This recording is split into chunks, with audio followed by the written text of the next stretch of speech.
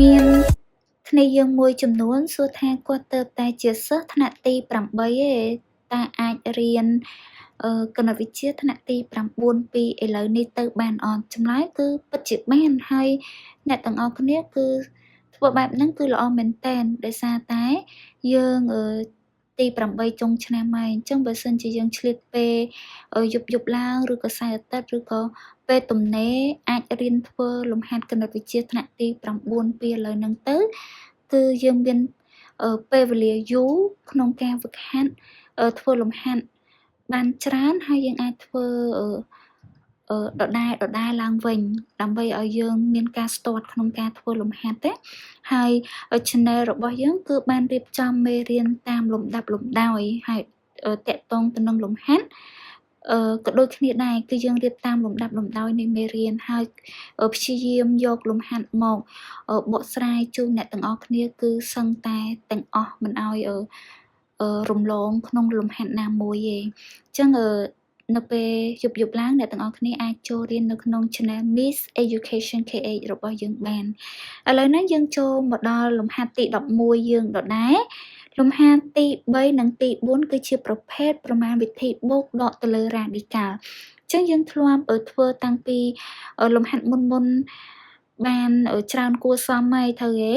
ចឹងដើម្បីធ្វើប្រមាណវិធីបូកដក radical យើងត្រូវបំលែង radical របស់យើងនឹងឲ្យដូចគ្នាហើយ radical ក៏ដូចគ្នាដែរទើបយើងអាចធ្វើប្រមាណវិធីបូកដកទៅលើមេគុណបានជាស្ដែងលំហាត់របស់យើងទាំងពីរគឺជាប្រភេទឫសការ៉េដូចគ្នា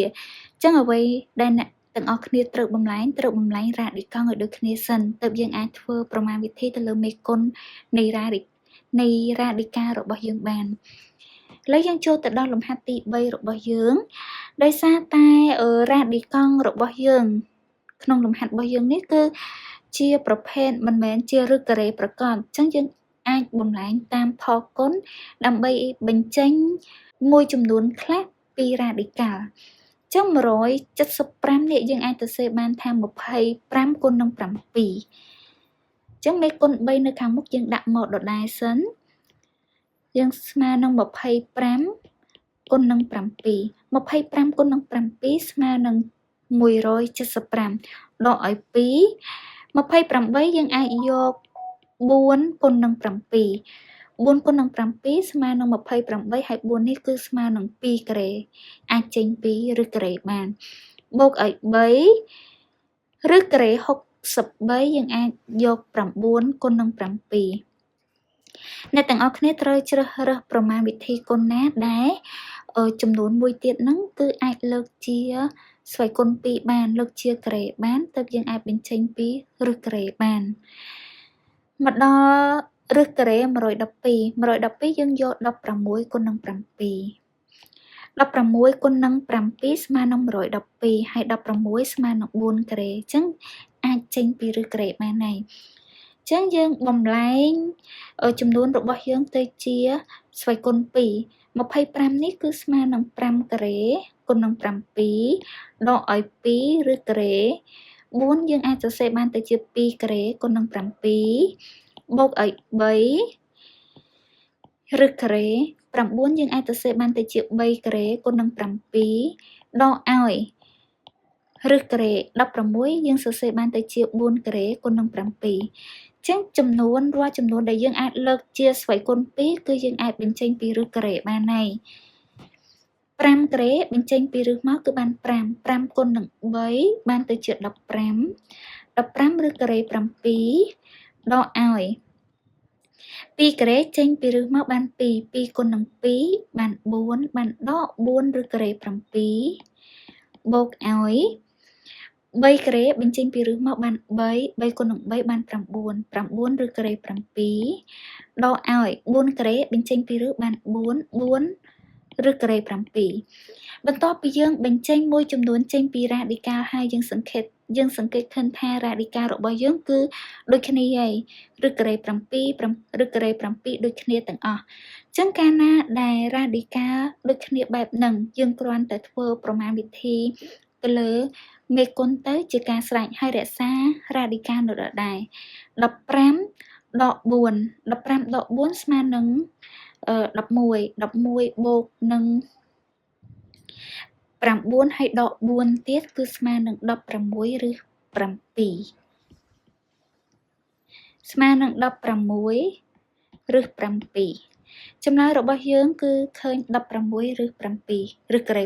7ចូលមកដល់លំហាត់បន្ទាប់លំហាត់ទី4របស់យើងដូចគ្នាដែរយើងត្រូវបំលែងរ៉ាឌីកង់ឲ្យដូចគ្នាទៅយើងអាចធ្វើប្រមាណវិធីទៅលើមេគុណបានអញ្ចឹងឬការ៉េ108ដោយសារតាម108មិនមែនជាឬការ៉េប្រកបអញ្ចឹងយើងមានតែធ្វើតាមប្រមាណវិធីគុណដែលយក36គុណនឹង3 36គុណនឹង3ស្មើនឹង108ហើយ36នេះគឺស្មើនឹង6ការ៉េអាចចេញពីឬការ៉េបានហើយដកឲ្យ2 27ក៏យើងជួបញឹកដែរអញ្ចឹងយកប៉ុន្មានគុណប៉ុន្មានអ្នកទាំងអស់គ្នាយក9គុណឲ្យ3 9គុណឲ្យ3ស្មើនឹង27ហើយ9ស្មើនឹង3ការ៉េអាចចេញពីឬការ៉េបានដកឲ្យឬការ៉េ40អ្នកទាំងអស់គ្នាអាចយក4គុណនឹង10 4គុណ10បាន40ហើយ4នេះចេញមកបាន2ចេញពីឬការ៉េដកឲ្យ5ឬការ៉េ160អ្នកទាំងអស់គ្នាអាចយក16គុណ10បានដោយសារតែ16ស្មើនឹង4ការ៉េក៏អាចចេញពីឬការ៉េបានដែរអញ្ចឹងយើងអាចលើករ៉ាឌីកង់បំលែងរ៉ាឌីកង់យើងទៅជាស្វ័យគុណ2បានហើយអញ្ចឹង36ស្មើនឹង6ការ៉េគុណ3ដកឲ្យ2 9ស្មើនឹង3ការ៉េគុណឲ្យ3ដកឲ្យឬការ៉េ4ស្មើនឹង2ការ៉េគុណឲ្យ10ដកឲ្យ5 16យើងស្មើនឹង4ការ៉េហើយគុណនឹង10 6ការ៉េបញ្ចេញមកស្មើនឹង6ឬ3ដកឲ្យ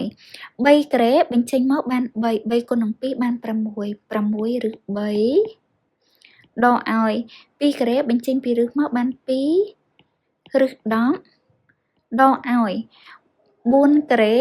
បញ្ចេញពីរឹសមកបាន4គុណនឹង5ស្មើនឹង20អញ្ចឹងស្មើនឹងដក20ឬ10ត្រង់កន្លែងនេះ6